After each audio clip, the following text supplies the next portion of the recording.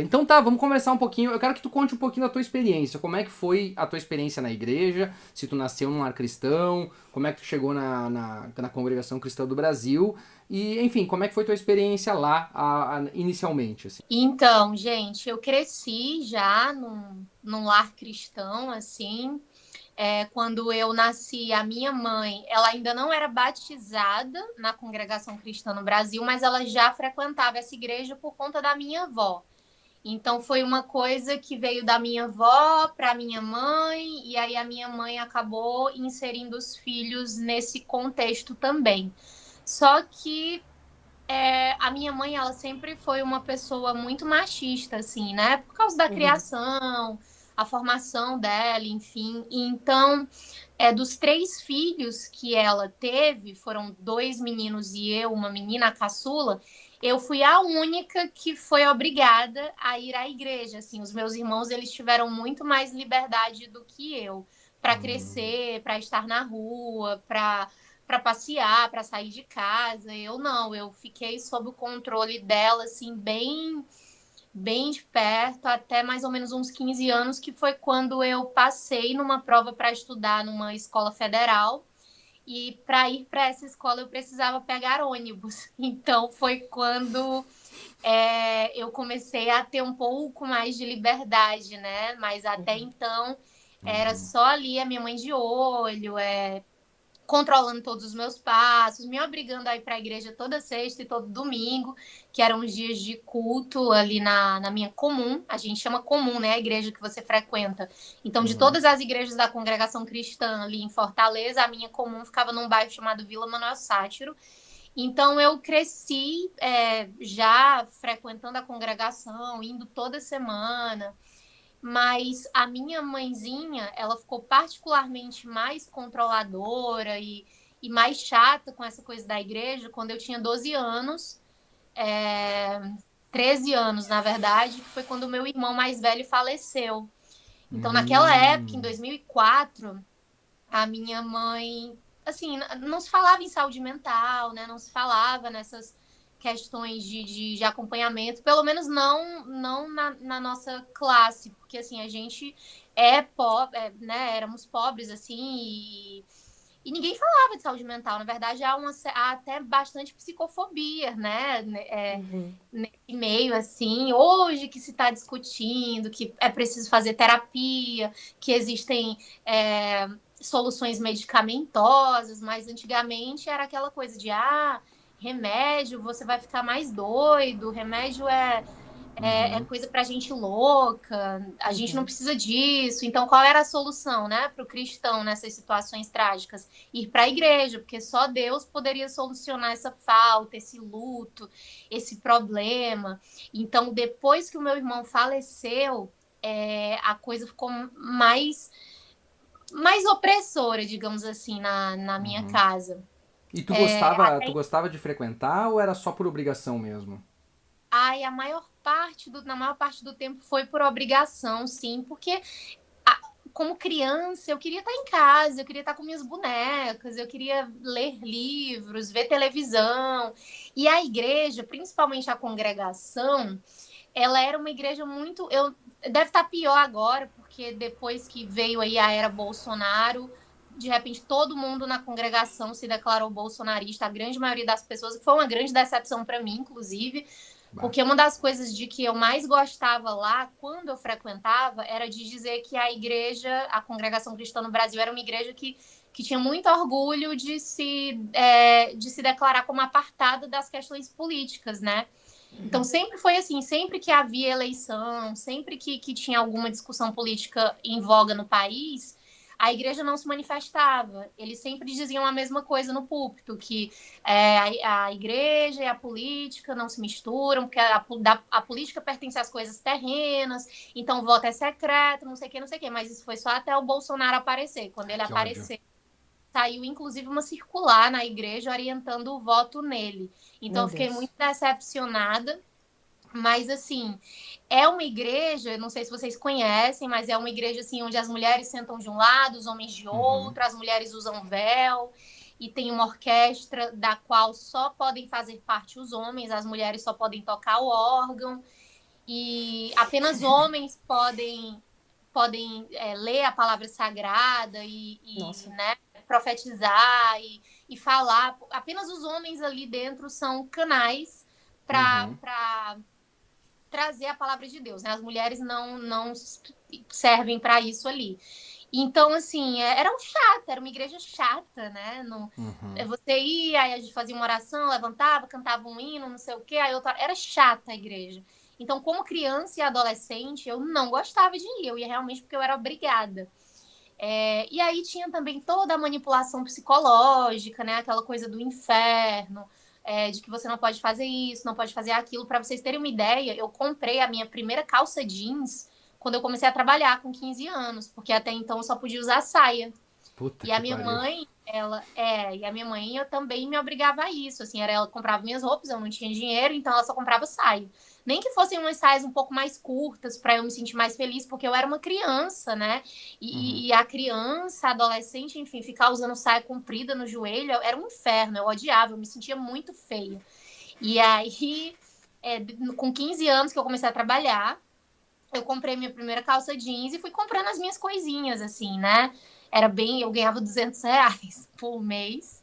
Eu trabalhava no escritório lá de um velho tarado maluco.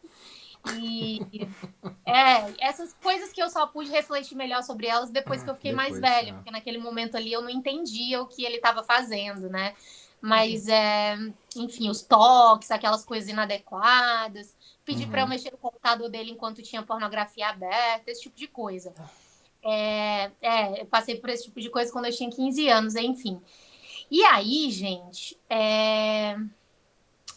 a partir desse momento, porque esse período coincidiu quando eu passei naquela prova de que eu falei para vocês. E aí a minha vida foi mudando, eu fui fazendo amizades, eu comecei a ler outros livros, passava muito tempo na biblioteca do IFCE, que é o Instituto Federal, lendo livros e tal. E foi também nessa época da adolescência que eu comecei a despertar, assim, para coisa do erótico, sabe? Do corpo, dos desejos.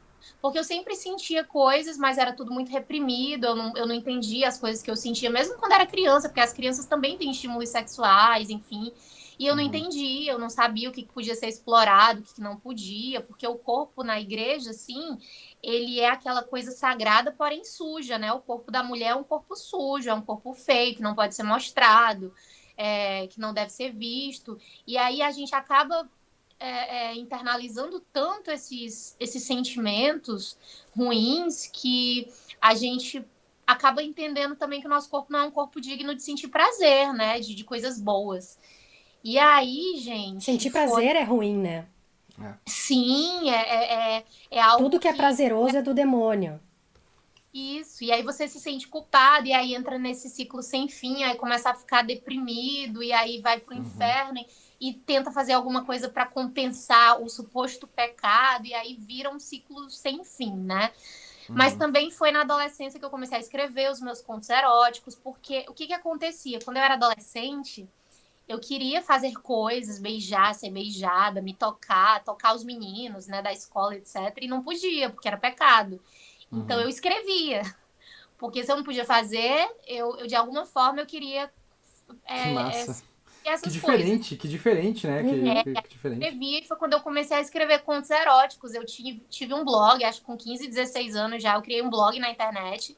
Não me identificava nesse blog porque eu escrevia contos eróticos. E algum tempo depois a minha mãe descobriu, e aí foi um bafafá em casa. Me deu uma bofetada.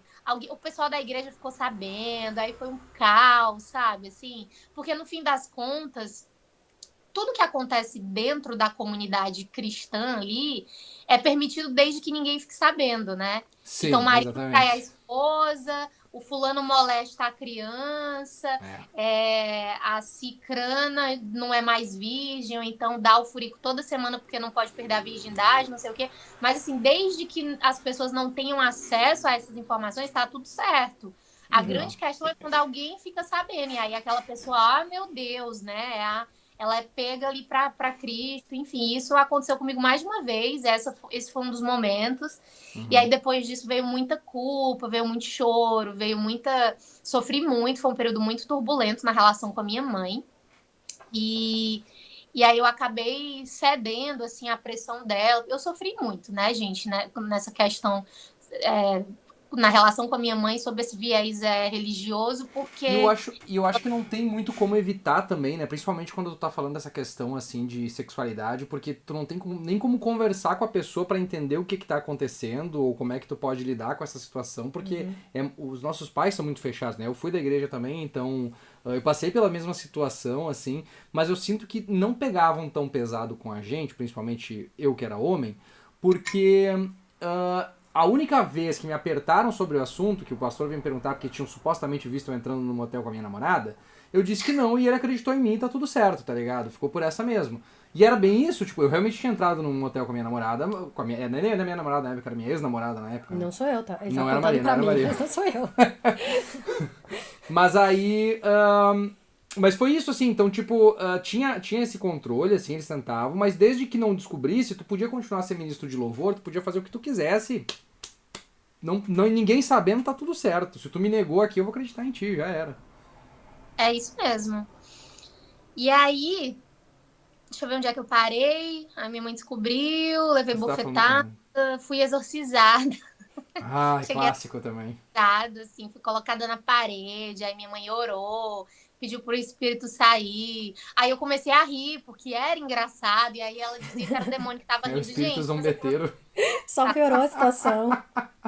porque eu ri, né? Imagina você ser exorcizada, a pessoa botando e orando. Aí eu ria e ria histericamente. Quanto mais eu ria, mais ela orava, porque era o demônio, né, que tava rindo, não era eu.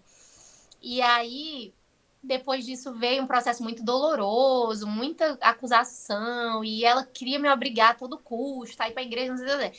Resumidamente, acabei ficando quebrada mesmo, né, psicologicamente falando, e me submeti a uma grande loucura, que basicamente foi me casar aos 19 anos. Casei virgem com 19 anos, aí foi uma porcaria, claro, né? Imagina, completamente inexperiente, não tinha nada que tá casando, era pra eu estar de boa curtindo minha faculdade, já estava cursando letras na época.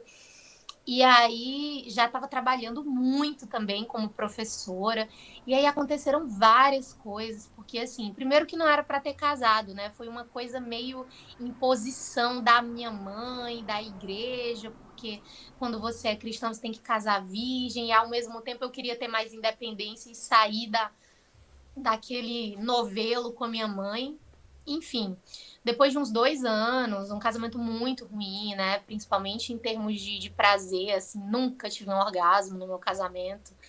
Sabia nem o que era Aí é isso, foda. não conheci nada do meu corpo, não aprendi nada. Foram 2 anos, assim, bem perdidos. Eu acabei engravidando de gêmeas, mas acho que eu tava com 20 anos quando eu engravidei, eu era 19 mesmo. Não, já foi mais pro final do casamento, 20, 21 anos, porque aí foi depois disso, depois que eu me divorciei. Mas eu trabalhava muito e o menino que era casado comigo era completamente bobão e não entendia nada de responsabilidade. Eu sei que eu acabei perdendo, né? Essas bebês eram 2 menininhas, graças a Deus eu perdi. É, Não ia ter sido Imagina, bom pra elas, né? Não ia ter sido uma boa experiência. se eu tivesse com 2 filhas agora, eu sei, assim, eu fiquei muito triste, eu lamentei, eu chorei, Claro. né? Eu não queria que tivesse acontecido isso, me senti culpada, porque eu trabalhava muito e uma gravidez gemelar é considerada uma gravidez de risco, e aí eu subia escada, descia escada, trabalhava, limpava, não sei o que, não sei o que. Só que, assim, 2 crianças na minha vida naquele momento ali, provavelmente eu ia estar muito fodida hoje, né? Uhum. A minha vida teria que ser, assim como a da minha mãe foi, sacrificada para que eu pudesse criar outras Isso. duas. Provavelmente teria sido uma péssima mãe, não sei. Então, assim, isso foi a melhor coisa, a melhor providência possível. E, e aí, logo depois que aconteceu isso, eu já estava muito Sem contar cansada. que tu ia ter que ficar ligada com aquela pessoa pro resto da vida, né? Com os Ainda pais da tem isso. criança pro resto da vida. Ainda tem isso, porque na igreja já tem essa coisa do casou é para sempre, não pode mais divorciar, porque divorciar é pecado. E aí, se você se divorciar, você não pode casar de novo. É muita onda, assim, né? Porque a interpretação da Bíblia, acontece de acordo, É por freestyle. conveniência total. Cada igreja a cada igreja convém interpretar de uma forma, e aí uma igreja pode casar de novo e outra igreja não pode, aí naquela igreja pode comer carne de porco, aí na outra todo mundo interpreta como quer. E aí um dia eu cheguei em casa, menino, isso é irônico, porque agora eu tô trabalhando com isso, né? Mas um dia eu cheguei em casa, ainda era casada, tinha acabado de sofrer o aborto espontâneo, e aí o meu ex-marido tinha batido uma punheta, né, em casa, e usando o meu computador, porque era eu que comprava tudo, eu que trabalhava, ele era, enfim. E aí, menina, eu cheguei, tava tudo sujo embaixo da mesa, sabe? Não se deu Ai, nem meu trabalho Deus, de limpar, cara. assim. E aí eu estava muito cansada, tinha acabado de chegar da escola, dando aula para um monte de criança, e tinha acabado de sofrer o aborto também. Então era muita coisa na minha cabeça. Daí eu cheguei, olhei para aquele cenário, assim, o histórico do computador todo cheio de pornografia, não sei o quê.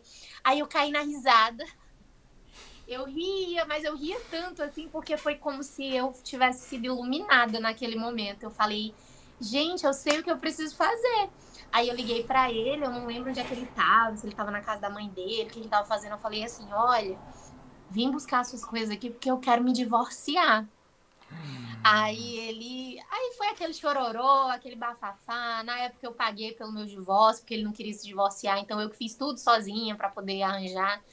Mas e aí, gente, foi aí que tudo começou, sabe? A minha jornada de vida para me tornar a pessoa que eu sou hoje começou a partir do rompimento com a instituição casamento, porque foi com esse rompimento que eu basicamente rompi com a igreja também, assim, porque a partir do Sim. momento que você faz uma coisa dessas, que é considerado pecado, né, que já vai te colocar ali numa espécie de escória dentro da igreja, uma pessoa que vai ser diminuída, né? O valor da pessoa diminui, é porque agora é a divorciada. Aí Exatamente. eu já não tinha mais muito. Já não tinha mais muito o que temer, assim, sabe, gente? E foi quando eu comecei a pensar: vou viver a minha vida, vou me conhecer, vou saber o que eu quero, as coisas de que eu gosto. E eu lamento muito pela Karine mais jovem, porque eu não vivi muitas coisas, né? Muitas coisas realmente eu não vivi por causa da igreja. Eu não tive uma adolescência normal, eu não pude desfrutar com os meus amigos, passear, muitas coisas assim, a festinha. Namorar mesmo com os menininhos da minha idade, essas coisas, eu vivi muito pouco por causa da igreja, né? Sim. E foi que ano mais ou menos que tu saiu da igreja ali? Ixi, eu não lembro de cabeça. Foi, eu me mudei para Jundiaí em 2018, eu acho. Então foi antes disso que eu parei de ir, assim, de frequentar a igreja. Eu ainda ia, né, com a minha mãe. Eu ia, aí para agradá-la também, aí botava o véu, sentava lá atrás. Só que quando você se divorcia, você perde os direitos dentro da igreja. Então você não pode mais levantar para dar testemunho, para pedir oração, para fazer nada. Você só pode ficar sentadinho, né, ali. E aí eu ia com a minha mãe, só que diminuiu muito essa frequência. E aí, eu me divorciei, eu tinha 21 anos, foi em 2012, quando eu me divorciei. 2012? Porque agora eu tô com 34. Né? Acho que foi em 2012 que eu me 2012. divorciei. Aí, assim, eu fui indo, mas eu já tava indo com um pé na igreja e um pé no mundo, sabe? Sim, aham. Experimentando as coisas, conhecendo pessoas. E eu fiquei louca, gente, porque eu queria descobrir como era ter um orgasmo. Eu fiquei louca, louca, desesperada, eu precisava gozar. Aí eu saí numa jornada, assim, com várias e várias pessoas, e vendo se eu achava, se eu conseguia chegar lá, etc. E consegui. Aí fiquei mais doida ainda, porque eu só queria repetir aquilo ali, né? Eu queria que fosse uma experiência reproduzível 1 milhão de vezes, Pra 100 ver vezes se, pra por ver se é de verdade. Vamos ver se é de verdade. Vamos reproduzir isso aqui mais vezes pra ver se é de porque verdade. era muito bom, né? E eu ficava, gente, quanto tempo eu perdi? 2 anos casada com uma pessoa com quem eu vou falar uma coisa muito dura mesmo, assim. Eu tenho certeza até de que o rapaz que se casou comigo, ele nem acompanha muito as coisas que eu faço nas redes, porque eu já falei tantas vezes desse casamento né, ruim, que às vezes eu ficava com dó dele. A culpa não era dele, ele era jovem também, inexperiente, também estava na igreja, então foram duas pessoas fazendo a mesma merda, assim. Sim. Mas era tão difícil essa coisa da relação sem amor, sem paixão e sem tesão, que era praticamente como deitar-se para ser violada, né, pela pessoa, porque eu estava cumprindo uma obrigação. Então, e mesmo quando eu ainda estava casada, eu pensei nisso muitas vezes. Tinha alguns versículos bíblicos, eu lia muito a Bíblia, né? Eu já li a Bíblia mais de uma vez, inclusive. Sou uma ótima leitora, gente. E aí eu me lembro que tinha alguns versículos que falavam sobre isso, né? Assim, sobre você se sentir como uma ovelha indo para o matadouro. E aí eu ficava fazendo várias associações, assim, na minha cabeça da situação que eu estava vivendo dentro do casamento. E mesmo fazendo essas associações, eu ainda não entendia a dimensão disso, assim. Eu não entendia com clareza que eu estava fazendo algo contra a minha vontade, sabe? Eu sabia que estava errado, eu não queria estar fazendo aquilo, mas ao mesmo tempo eu sentia que eu estava fazendo o que era para ser feito porque era uma espécie de obrigação dentro daquele contrato do casamento. Mas é muito duro depois que você cai na real e você aprende, estuda e compreende que, na verdade, aquela relação era uma relação bem violenta, né? Para mim, talvez para o rapaz também, não sei, porque ambos estávamos cumprindo ali cláusulas de um contrato e sinceramente, se não foi prazeroso para mim em nenhum momento, né? Nada foi bom em termos de relação sexual. Mas também depois que eu me libertei disso, aí eu Aí mudou já completamente.